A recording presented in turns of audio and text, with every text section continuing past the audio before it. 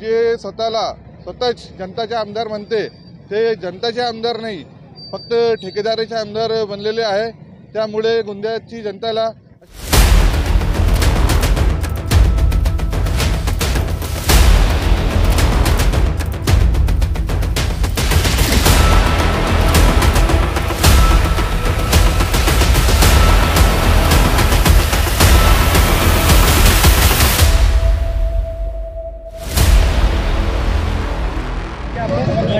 क्या बताएंगे?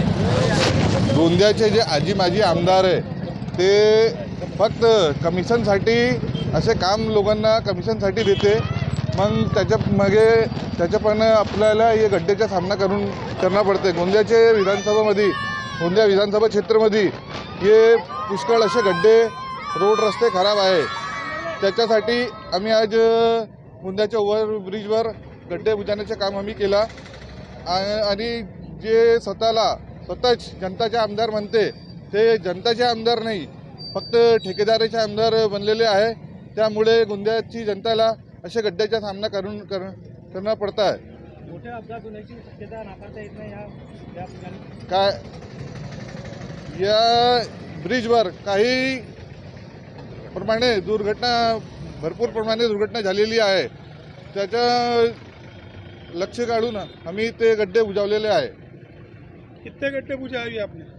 आता 4 गड्डे बुजवलेले आहे, पण आम्ही समोर जाते आणि पुष्कळ गड्डे आहे ते बुजवण्याचे काम आम्ही करतो। शहर में क्या पूरे गोंदिया के गड्ढे बुझाओगे क्या?